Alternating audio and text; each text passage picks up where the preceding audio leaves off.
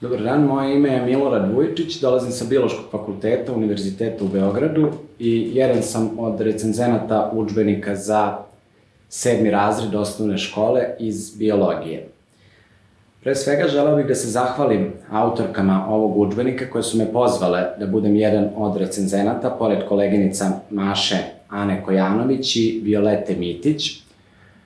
Ovaj udžbenik je podeljen u 5 tematskih celina koje prate metodički program biologije za 7. razred.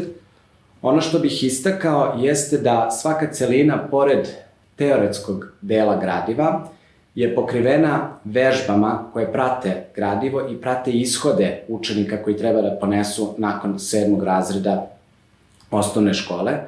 Takođe, tematski celine su obrađene na takav način da se ne dovezuju na gradivo 5. i 6. razreda.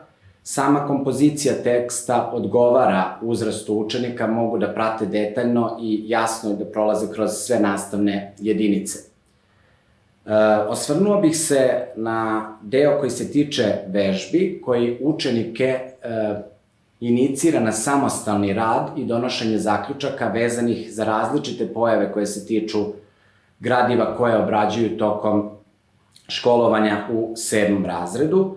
I svaka nastavna jedinica pokrivena je vežbama kao i pitanjima i zadacima. Kada su u pitanju pitanja i zadaci, oni prate takođe ishode koje učenici treba da ponesu i razvrstani su u 3 celine, od pitanja osnovnog nivoa znanja preko nekog srednjeg nivoa znanja do problemskih zadataka i pitanja koje učenici treba da reše ili na časovima biologije ili tokom izrade domaćih zadataka.